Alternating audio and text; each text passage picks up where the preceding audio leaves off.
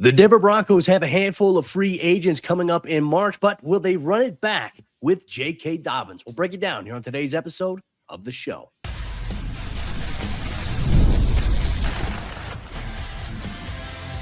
You are Locked On Broncos, your daily Denver Broncos podcast. Part of the Locked On Podcast Network, your team every day.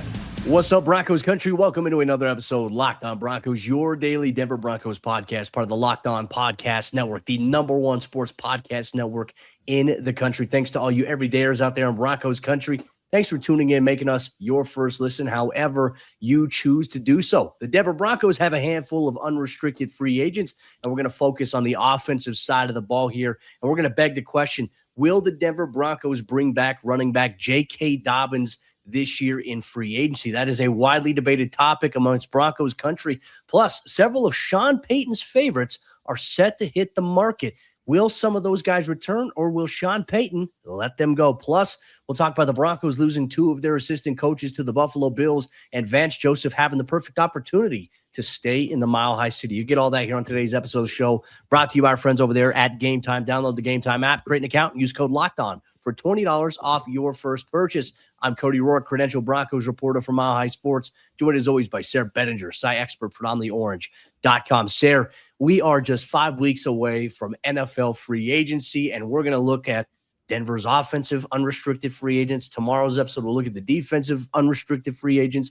But I feel like right now the big topic in Broncos Country outside of quote gate is whether or not the team is going to bring JK Dobbins back next season. And I feel like there's a lot of pros and cons for this that you and I will obviously break down. But let's get into this. I mean, obviously on the offensive side of the ball, Denver has a handful of unrestricted free agents. Let's start off with JK Dobbins. Man, the most productive back the Broncos have had in the last 7 years. But is that enough to justify bringing him back in 2026?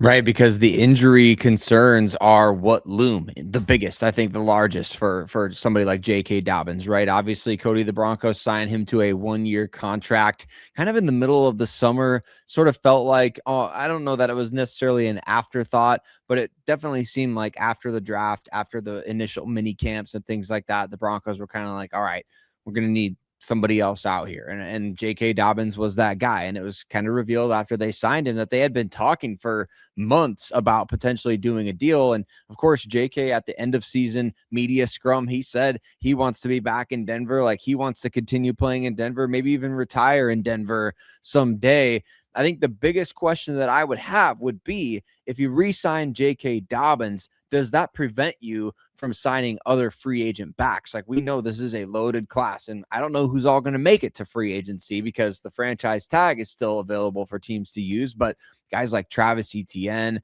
Breece Hall, Tyler Algier, and guys haven't even gotten cut yet. So there's a lot out there right now, and there's plenty more where that came from, right? So there's a lot of free agent running backs, a lot of talent on the market potentially, and a lot of opportunity. Even our old friend Javonte Williams is going to be part of this free agent market. And while doubtful he comes back to Denver, obviously he's going to help set that market financially because of how well he played this past year. So JK Dobbins, like you mentioned, was on a career best path in so many different ways, right? Yards per game, he was absolutely stellar. I think he was averaging close to 78 yards per game when he went down with that injury through the first 10 games of the season. And then he blamed the hip drop tackle against the Raiders for the reason that his season ultimately ended. So I'm just interested to see if the Broncos do want to bring him back, how quickly would they do that? And would they go after other guys in free agency first and say, hey, you know, we want you back, but not right away. And then you risk potentially losing him to another team. Yeah, and look, I would say too, I don't know how much you invested in it. I know I certainly paid attention to it. And I don't know if I haven't heard a lot of people in Broncos Country even mention this, but when we were at George Payton and Sean Payton's end of the year press conference, the way they talked about JK almost kind of made it seem like they want him back, like they want to bring him back. The way that Sean said, man, the loss of him was so big for us. And what he does, like not only on the field, but behind the scenes, what he means to the locker room. Like Sean mentioned that. George mentioned the same thing. And to my point, I was like, JK wants to be back. It sounds like Sean and George want him back. Here's my thing, Sayre, and this kind of goes to maybe a dilemma here. In Broncos Country, feel free to chime in as you're listening to today's episode. But to go back to your point of, would re-signing a player like JK prohibit you from going after or looking at other guys in free agency? I don't think it should prohibit you that, but you do have RJ Harvey. I mean, we're talking about maybe a completely different running back room if you bring it back not only with RJ Harvey, but let's say you decide to go a different direction. Or do you keep continuity in the room with running back coach Lou Annie? I don't know where you go on this one. Here's my thing, right? And this is where I want to hear your thoughts on this, Sayre. Here's my question to you. If the Broncos offered JK Dobbins a 1-year deal and he agreed to it and he said that would be fine, would you re-sign him? To me, it is only contingent upon the fact that it doesn't prohibit you from going after somebody else because of what we've seen. Like when Dobbins went down with the injury, it kind of threw a wrench into everything. It forced RJ Harvey to have to accelerate his growth a little bit. I don't think it should prohibit you. The only reason I'm saying do it is if, in fact, you re-sign him to a 1-year deal, it doesn't prevent you from going out and maybe getting a guy in the draft or free agency. That would be my contingency. It would have to be the case, right? Because we know that, I mean, it's been rare, I think, if it's happened at all, for him to finish a season in the NFL. And I know that he kind of takes issue with the label of being injury prone. And I get that. I mean, I wouldn't want to be known as that either. I think injuries happen in football. We talked about that on our squad show last week, that it's just a given when it comes to the game. However, when you're talking about how big that loss was last year, I just don't feel like you can go into training camp with the idea that, all right, JK's our number 1, RJ Harvey's our number 2, and it's going to be, guys like Jaleel McLaughlin and whoever we bring in as like late round pick or undrafted free agent is going to be number 3. And that kind of seems like what it would be. Now, if you would say to me, okay, we're going to get JK Dobbins back on a 1-year deal and we're going to go after somebody like Tyler Algier, now we're cooking with gas. That's what I'm talking about, because you have to have depth at this position. You and I talked about this. I think it was after the 2023 season where the Broncos had 2 backs that were healthy the entire year. It was Javonte Williams and Jaleel McLaughlin. Those guys played every game. They played pretty much every snap at the position other than a handful here and there. But man, that type of luck, if I can call it that, in the health department is extremely rare. And so you're not going to get that year over year. You are going to have this constant battle of who's available. How long is this guy going to be out? And then you have to deal with the inconsistencies of each player on top of it. So there does have to be a clear pecking order. And Sean has talked about how much easier it is to involve 2 guys instead of 3. So I wonder, that's where I don't know. I don't know what to like predict. If people want a prediction, right? I don't know what to predict in this way, because if you re-sign JK, you already have Harvey, who's going to have an established role this season, right? So if you re-sign JK, it seems like that 1-2 is clear. And if I'm a free agent, I'm looking at that saying, where do I fit into that, right? Where do I fit in? So like you said, the draft is still that wild card possibility where a rookie could come in and say, hey, I'm going to come here and steal some touches. Or if somebody gets hurt, I'm taking that job and not looking back. Yeah, no, I agree. And I think the one thing, too, about Denver's running back room here, if they bring back Dobbins, you have to have a clear upgrade at RB3, period. That role has to change. Nothing against Sayre Bedinger, but, man, the Broncos need something different there at that point. Or, is JK okay with maybe just being a third down back? Maybe his role gets reduced a little bit. I don't know if he'd be okay with that. I mean, this is a dude who plays with a chip on his shoulder, right? But from the business side of things, you have to be smart in today's NFL. And if you're just banking on him staying fully healthy, like, you can't, especially just at a position in general. And I would say this with any running back. It is the one position outside of D-line and linebackers that absorb the most contact per game, right? So to assume that any running back for that matter is going to be getting 17 games is kind of naive to think about when you consider the volume and the overall aspect of where they're at. And if the Broncos need to improve their run game, we've debated whether it's scheme, whether it's personnel. This is probably the biggest mystery in the offense right now for Denver, is what they do here, whether it's with JK, whether it's going out and spending in free agency. And I think if you go out and you spend in free agency, you may not be spending as much money, right? Just because of the positional value, it has dropped over time. So all these things considered, it leaves a very, very valid question here going into the offseason. How will the Broncos approach the running back position, and will JK Dobbins be back? Broncos Country, we want to hear from you. Make sure you share your thoughts with us on today's episode of the show. But coming up next, Sayre and I, we're going to talk about some of Sean Payton's favorites, the guys like Lil'Jordan, Humphrey, Adam Trautman, Michael Burton. These players are set to hit free agency. Will Sean Payton finally let go of some of his favorite guys? We'll debate it on today's episode of the show. Today's show is brought to you by our friends over there at Prize Picks. The big game, it's almost here, and there's no better way to cash in during America's biggest sporting event than with Prize Picks, where it always feels good to be right. And this week, Prize Picks has a special max discount for the big game live in the app right now. Drake May just needs one passing yard for the max discount to win. Add another player to your lineup, and if your pick hits, you can cash in. Prize Picks, they're super simple and easy to use. It takes no time to get started.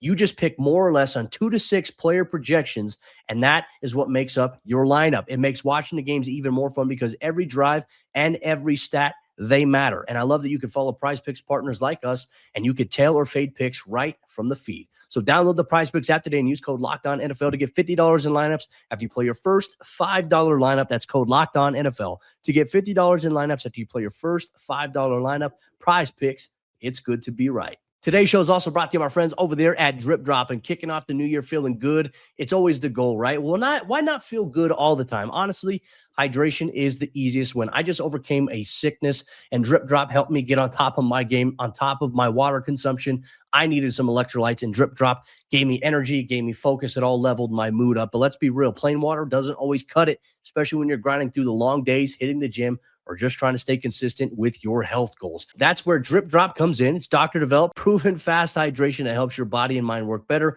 Think clearer focus, better energy, elevated move, and even that fresh skin glow. I love the grape flavor and the cherry flavors. Those are my favorite ones. If I hit a nice workout of the gym, I come back, fill a water bottle up full of that, and it gives me my energy to replenish what I lost during my workout. So right now, Drip Drop, they're offering podcast listeners 20% off your first order. Go to dripdrop.com and use promo code LOCKEDONNFL. That's dripdrop.com. Promo code LOCKEDONNFL for 20% off. Stock up now at dripdrop.com and use promo code LOCKEDONNFL.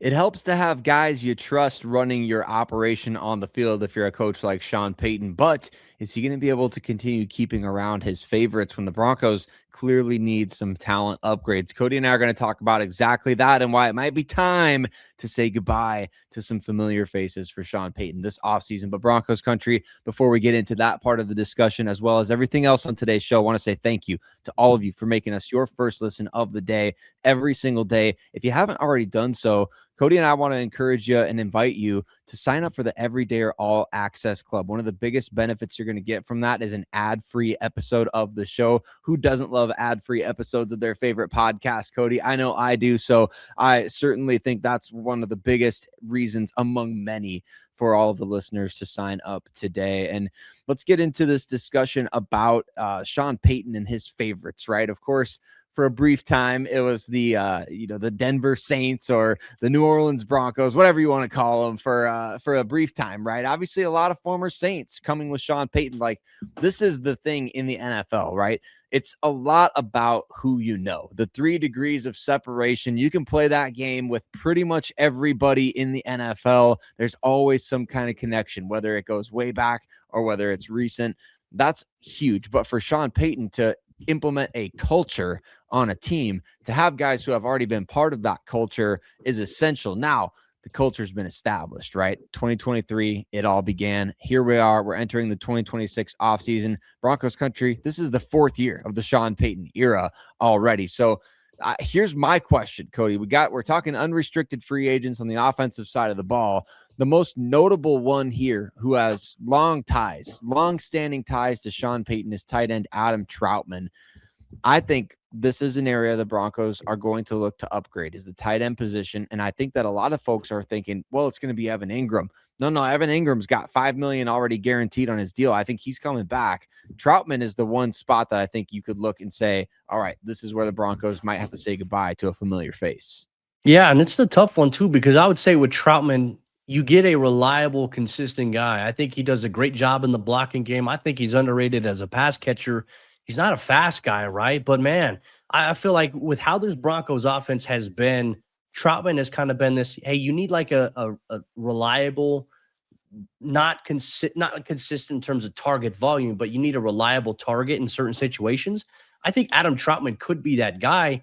I just think how the Broncos have used the tight end position under Sean Payton from a schematical standpoint, it hasn't been really to involve them in the passing game. We were in talk about at the end, towards the end of the regular season. Adam Trautman against the Chargers needs 5 catches to hit this incentive, and Sean's usually a guy who gives those guys, hey, you got an incentive, we're going to find a way to get you paid. But Sean Payton came out and said, like, that's what he averages per year, is like 5 catches per year in a sense. And it's like, all right, Sean, why is that? To me, I think it's more of a scheme issue than it is a personnel issue. I think Trautman, he doesn't have to be a number 1 tight end, but man, if you just get him the ball in a couple of situations, I feel like he can move the chains for you on first down, but he's a decoy. He's a blocker. I mean, essentially, he, Nate Atkins, and Evan Ingram this season, they were not used at all really in the passing game. They weren't even an emphasis primarily in the offense.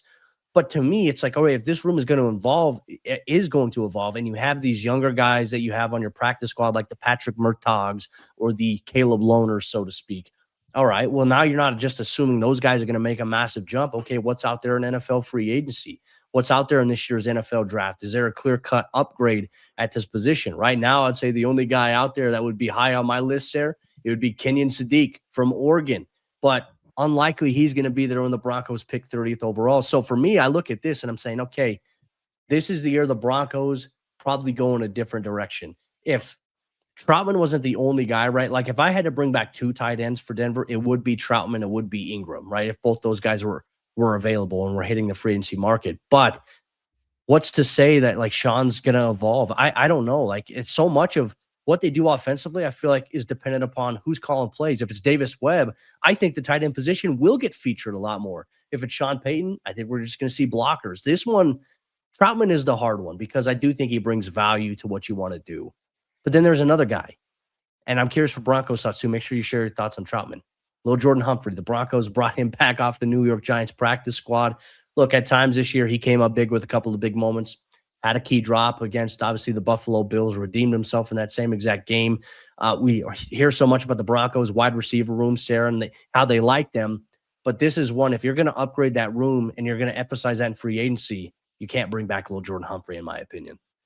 Yeah, it's got to be, I think with any of these familiar faces, right? It's really got to, we're at the fork in the road, right? So to speak, where it's like, okay, do we keep going with the familiar, or do we try to upgrade on the talent, right? And I know that the Broncos have brought in other receivers, right? They have brought in other tight ends. So it's not like they've never tried to upgrade the talent, but I think it's that time where you just say like, hey, with Lil'Jordan, it was really nice because he came back when the Broncos were struggling health-wise at the wide receiver position, and he ended up having to play quite a bit because Broncos had some injuries at that position. So it was nice to have somebody who knows the offense, knows what they're doing out there.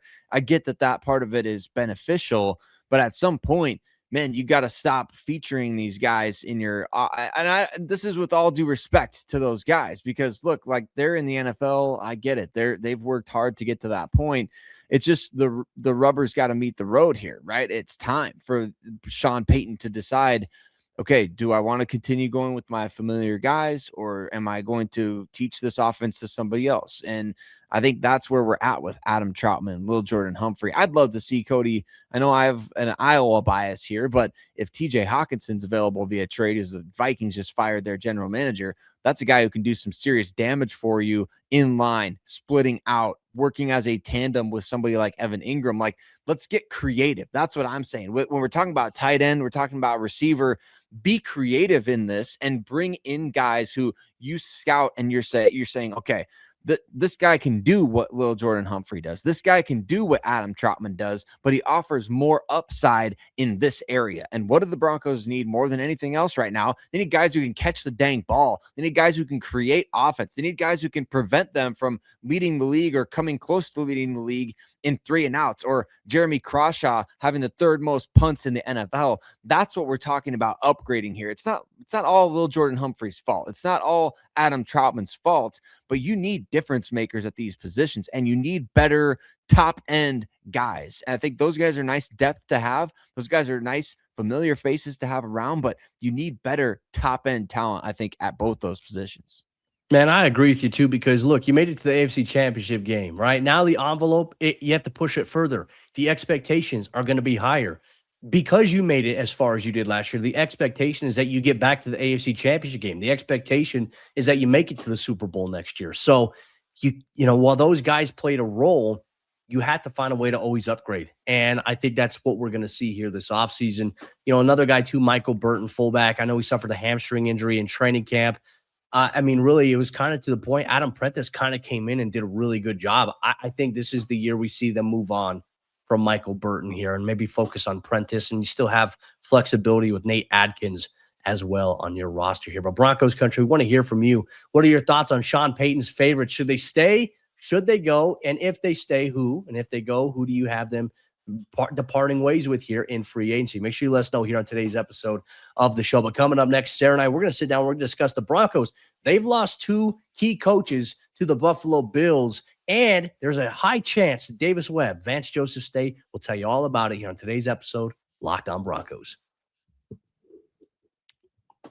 Broncos country, today's episode of the show is brought to you by our friends over there at Quo. New year, new systems. This is the time when a lot of us look at the messier parts of how we run our business and we think there has to be a better way. And there is. Streamlining your communications is one of the quickest upgrades that you can make. That's why today's episode is brought to you by Quo. It's spelled Quo, the smartest way to run your business communications. Because when your team is reachable, they're organized, and they're communicating in one place, you're not just working cleaner, you're creating more opportunities to connect with customers. And I love how simple Quo makes everything. Here's an example. Your whole team, they can call and they can text from one shared business number, so nothing gets missed. Everyone sees the full conversation thread, which makes replies faster and more personal. And Quo's smart AI tools automatically log calls, summarize conversations, and highlight next steps, so details never slip through the cracks. It's no surprise Quo is the #1 rated business phone system on G2, trusted by more than 90,000 businesses, from solo operators to growing teams. Make this the year where no opportunity and no customer slips away. Try Quo for free, plus get 20% off your first 6 months when you go to quo.com/LockedOnNFL. That's QUO.com/LockedOnNFL. Quo, no missed calls, no missed customers. Today's show is also brought to you by our friends over there at Game Time. There's nothing like being in an NBA arena where you got the crowd going wild, the energy, the moment, and getting tickets. So sometimes that is not as simple. This is where Game Time, they come in handy, because they become the go-to app for scoring tickets fast without the hassle, and it puts the advantage back in the hands of the fans in the stands. For example, if you're here in the Mile High City, Nikola Jokic is back from injury, so you know what? Every game at Ball Arena is must-see. Pull up the Game Time app and you can pick an upcoming NBA game that's going on near you, and you can have tickets locked in within minutes. Plus, you get to see the all-in price up front, which means that when you go to checkout, you're not going to get hit with any surprise fees. What you see is what you pay. Take the guesswork out of buying NBA tickets with Game Time. Download the Game Time app, create an account, use code LOCKEDON to get $20 off your first purchase. That's code LOCKEDON for $20 off. Download the Game Time app today. And remember, it's gametime.co, not .com.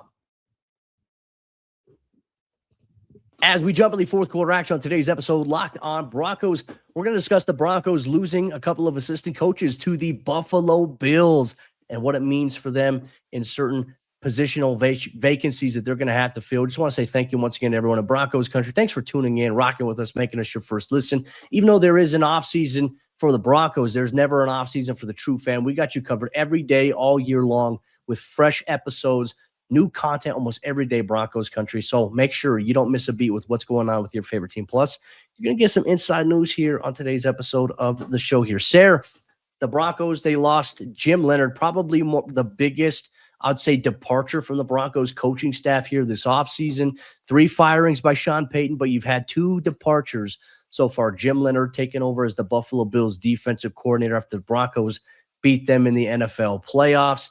And they lost Pete Carmichael, who was the senior offensive assistant here for Sean Payton. He is their offensive coordinator. So Joe Brady, the new head coach of the Bills, stealing 2 of Sean Payton's coaches after Sean Payton, a couple of days prior to Brady taking the head coaching job, almost had him here in the Mile High City. So maybe there was some scheming going on there from Joe Brady. But 2 losses here for Denver's coaching staff. Yeah, obviously you lose somebody like Jim Leonhard. That drew a ton of reaction from the fan base because Jim Leonhard has been expected to be sort of a head coach in waiting for a long time. Like, he was the defensive coordinator at Wisconsin, and then he was their interim head coach for a brief bit as well. And I think the expectation at one point was that he was going to be like one of the hottest head coach candidates at the college level, ended up suffering an injury, right? And then working under Brett Bielema as an assistant for, I think, a year or two at Illinois, and then came to Denver. And so he's been on that fast track, I believe, toward becoming a future NFL now head coach, as opposed to, and I suppose the college ranks could come calling, Cody, but it does feel like Jim is one of those guys who he's been on that track towards eventually becoming a head coach. Now, this will be his first time calling plays in the NFL. He called plays for Wisconsin, like I said, for quite some time, but it's going to be a first-year head coach in Buffalo. It's going to be a first-year defensive coordinator and play caller out there. So, yeah, you want to get some experience around you. And that's why I think Joe brought in Pete Carmichael, because they know each other from New Orleans, right? That's where Sean discovered Joe Brady. For those who don't know that, Joe was, I think, a grad assistant at Penn State or something like that before Sean plucked him up to the NFL, just like he once did with Declan Doyle. And those guys are all rising through the ranks. That I know a lot of people got a lot of stuff to say about Sean Payton, Cody. His coaching tree is expanding all over the NFL right now. Yeah, it is. And look, to your point as well about Leonhard and just the viable candidate he was. I mean, even the Chargers were interviewing Jim Leonhard for their DC job, which thank goodness that didn't happen. I think Jim is going to be a very bright young head coach for Buffalo. I think he does things the right way. He cares about players. He cares about the assistant coaches that he works with, in a sense.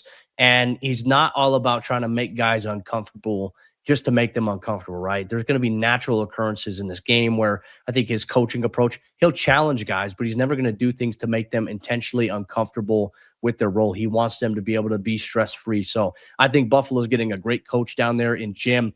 But now that opens up another vacancy on Denver staff. Now, all signs right now, Sayre, Mike LaFleur ended up taking the Arizona Cardinals job, which filled the final head coaching vacancy right now around the NFL, which means that Vance Joseph is not going to be getting a head coaching job. So I imagine this means that he's going to be staying in Denver, but that does create a vacancy for Denver's passing game coordinator defensively. We already know they have a defensive backs coach vacancy after they fired Addison Lynch.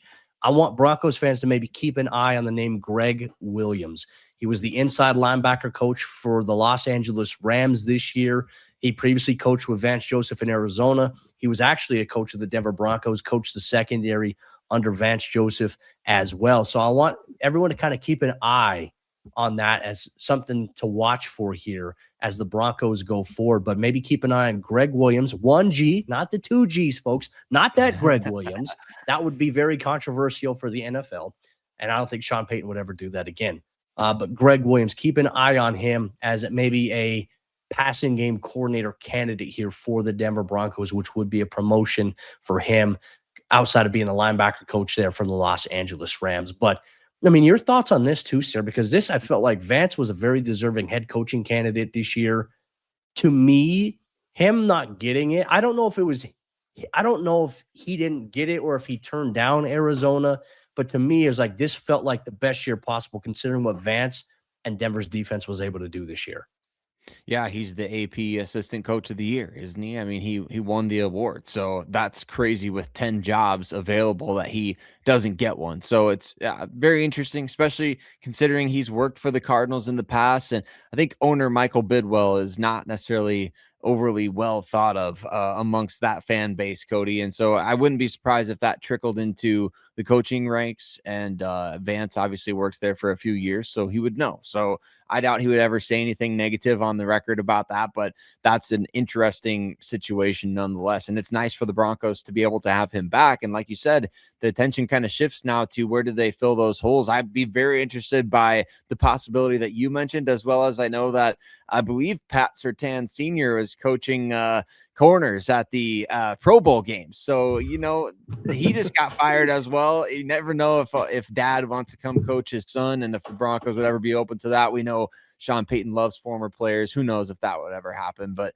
I think it's interesting to monitor because that's going to be a big time position group for whoever's coaching them up, whether it's pass game coordinator, cornerbacks, DBs overall. Like that was the other title that Jim Leonhard held, right? Was the defensive backs coach in Denver. So that is an opening along with pass game coordinator. I'm interested I'm going to throw a little curveball here at you, Cody. I saw a report from Diana Rossini talking about George Payton potentially being considered for the Vikings general manager job because of his ties there. And not that it's a done deal or anything like that. George has 1 year left on his Broncos deal. This screams a little bit of leverage to me for him to be able to get whatever he wants on his contract extension, but certainly a little nugget that was thrown out there based on his ties to that organization. Yeah, if anything, look, I mean, George, I know, has very fond ties to Minnesota still. I hope George stays here in Denver. That would be my hope. I think he and Sean Payton together, I think they know how to build a really good team, all of them, right? And to me, it's just, some people are even saying, oh, look at George Payton's last draft class. Like, here's my thought, Sarah, right? It's funny when Sean Payton comes aboard, everyone says, well, now look, this is Sean's draft class. George Payton shouldn't get credit. But when it's a draft class that doesn't necessarily do well in terms of what we had just talked about, the 2025 unit, everyone's like, oh, look at George Payton's draft class. It's like, what's the narrative? How are we going to spin this? There. George, in my opinion, if anything, I think the vacancy in Minnesota opening up, I hope puts pressure on the Broncos to keep. Obviously, George Payton. Now, let's say hypothetically he were to go back to Minnesota. I imagine wouldn't they have to trade for him essentially because he's still under contract? The Broncos would let him go, right? I mean, that'd be the only thing. Yeah, you'd have to figure out some way within. Who knows? I think George is such a brilliant mind. I think they need to find a way to keep him here in a Mile High City. Those are my thoughts on it. But look, now it kind of opens up some dominoes. Broncos Country, we are on Webb watch this week here as we're waiting to hopefully find out whether or not Davis Webb gets promoted to being the Broncos offensive coordinator after Denver conducted a couple interviews early on this week for the vacancy with Ronald Curry, former Buffalo Bills quarterback coach, and then obviously the Washington Commanders passing game coordinator and QB's coach as well. We'll see if Davis Webb sticks, and if that does happen, will he be calling plays? It's going to be an interesting time here in Broncos Country, but that'll wrap up today's episode show. For all you everydayers out there, here's what you can expect on tomorrow's show. We talked about unrestricted free agents here on the offensive side on today's show. Well, tomorrow we're going to go through the Broncos' dilemma at linebacker. They've got 2 linebackers that are set to become unrestricted free agents, plus JFM. Do they find a way to pay him? We'll look at the Broncos defense on tomorrow's episode, Locked On Broncos.